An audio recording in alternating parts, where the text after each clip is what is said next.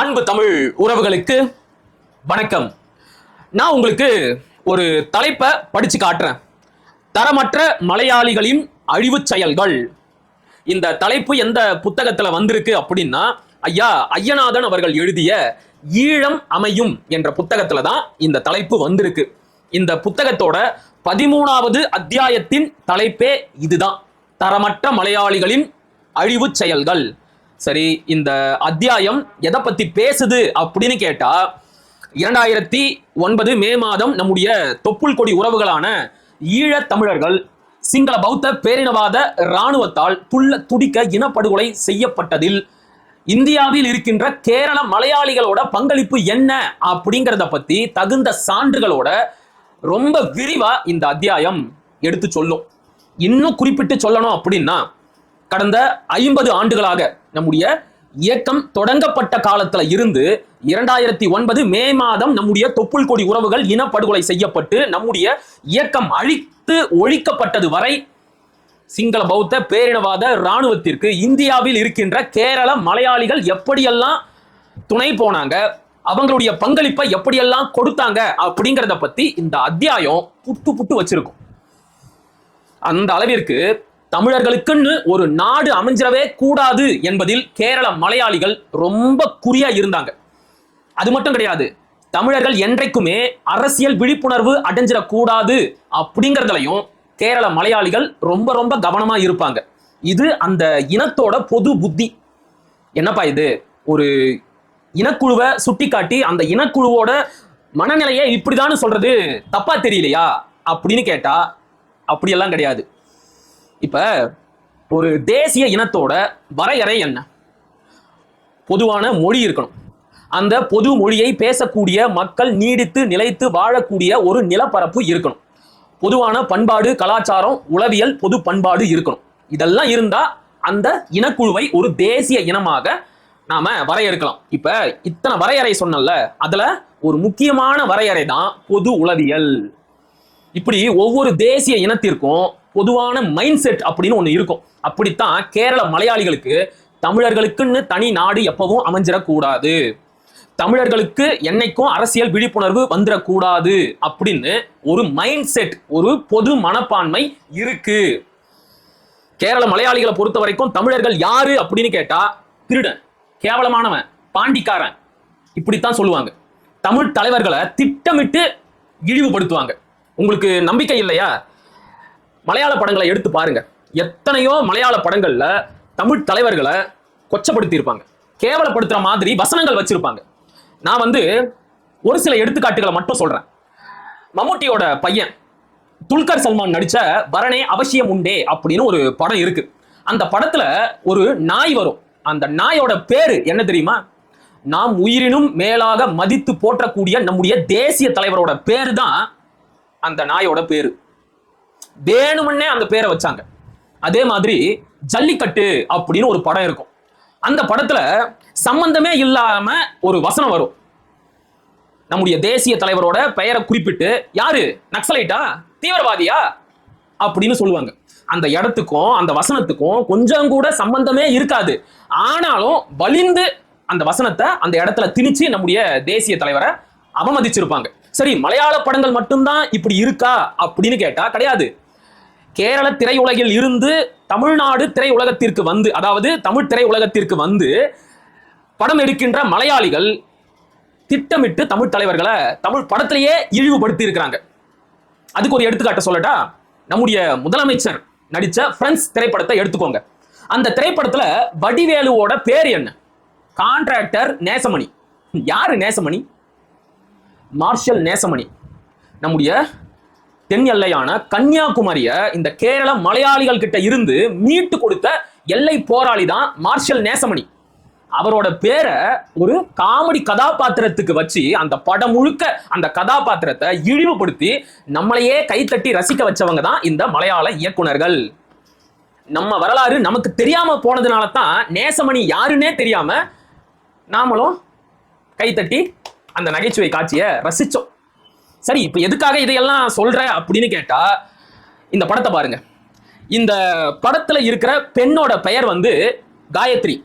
காயத்ரியா? அப்படித்தான் அவங்களோட ப்ரொஃபைல்ல போட்டு இருக்கு. சரி, அது எதுவா வேணும்னாலும் இருக்கட்டும், அது எப்படி வேணும்னாலும் போகட்டும். இந்த பெண் கேரளாவோட திருவனந்தபுரம் பகுதியை சேர்ந்தவங்க, விஜயோட அதி தீவிர ரசிகை.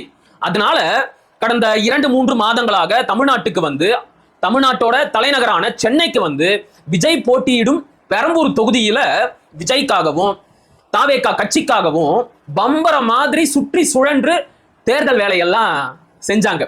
தேர்தல் வேலையெல்லாம் முடிஞ்சு தேர்தல் நடந்து ரிசல்ட் வந்து விஜய் வெற்றி பெற்று அவர் முதலமைச்சராக பதவி ஏற்றுக்கொள்ளும் நிகழ்ச்சியில மேடையிலேயே போய் கலந்துகிட்டு எல்லா வேலைகளையும் முடிச்சுக்கிட்டு இப்பதான் இந்த அம்மா புறப்பட்டு அவங்களோட சொந்த ஊருக்கு போனாங்க.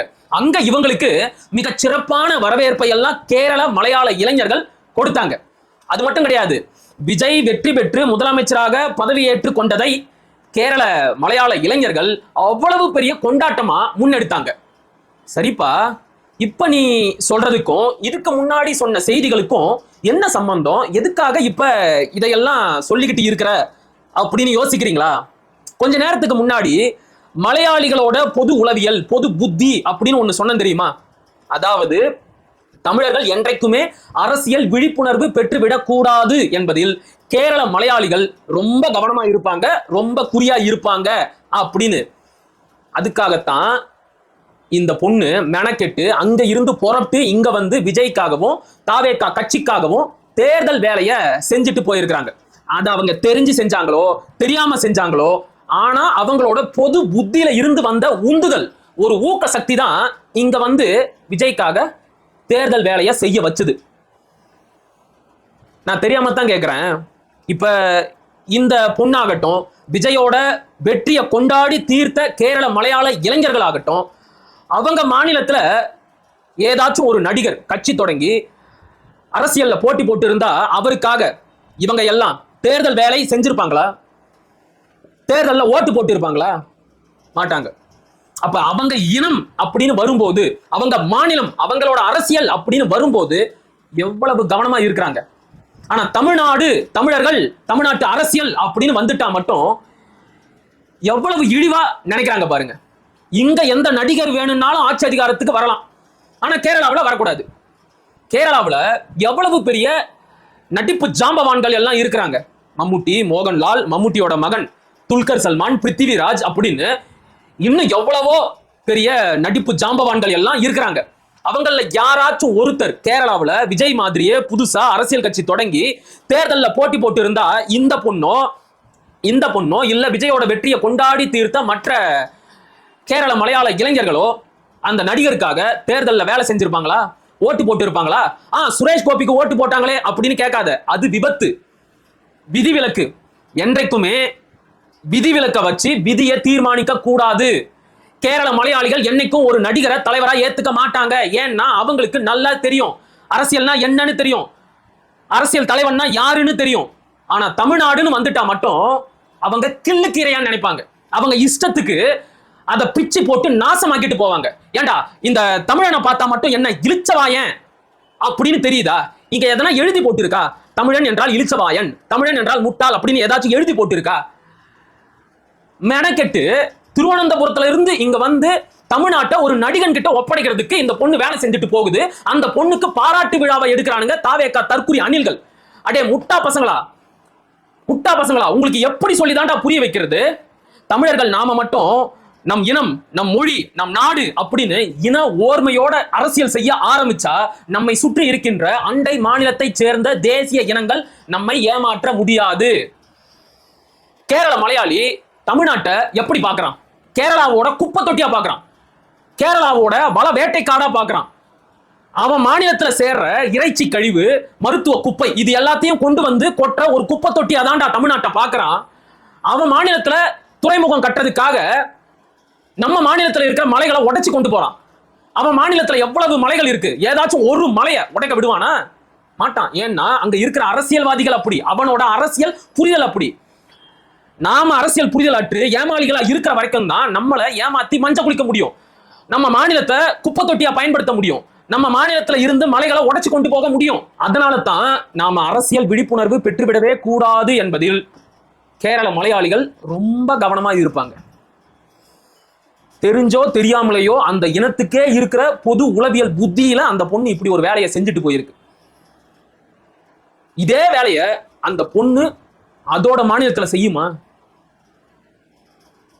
வாய்ப்பே கிடையாது. கனவுல கூட அப்படி நினைச்சு பார்க்காது. ஆனா தமிழர்கள் நம்மளை ஏமாத்தி மிளகா அரைச்சிட்டு போயிருக்கு. என்னைக்கு தாண்டா நாம திருந்த போறோம்? என்னைக்கு தாண்டா திருந்த போறோம்? டேய், இந்த மே மாசத்துல இந்த தமிழினம் மீண்டும் ஒரு முறை வீழ்த்தப்பட்டு இருக்கு. 2009 ஈழ படுகொலையின் போது இதே மலையாளிகள் சிங்கள பௌத்த பேரினவாத இராணுவத்தோட கூட்டு சேர்ந்துகிட்டு நம்ம இனத்தை கொன்னு ஒழிச்சு நம்ம இனத்தோட விடுதலை போராட்டத்தையே அழிச்சு நாசமாக்கினானுங்க. அன்னைக்கு ஒரு வாட்டி நம்ம இனம் வீழ்ந்துச்சு. இன்னைக்கு ஒரு நடிகனை தமிழ்நாட்டோட அரசியல்ல தலைமை பொறுப்புக்கு கொண்டு வந்து நம்மளை வீழ்த்திட்டு போயிருக்கிறானுங்கடா. என்னைக்கு தாண்டா திருந்த போறீங்க? என்னைக்கு தான் திருந்த போறீங்க? இதையெல்லாம் நினைக்கும் போது வேதனையா இருக்கு. ஒரு மாற்றம் வந்திருக்கு, இல்லைன்னு சொல்லல. அது நல்ல மாற்றமா இல்லையே, ஆக்கப்பூர்வமான மாற்றமா இல்லையே, வெறும் கவர்ச்சியினால் வந்த மாற்றமா இருக்கே. அதை நினைக்கும் போதுதான் வேதனையா இருக்கு. என்னைக்கு இந்த இனம் திருந்த போதோ தெரியல. சரி, போகட்டும்.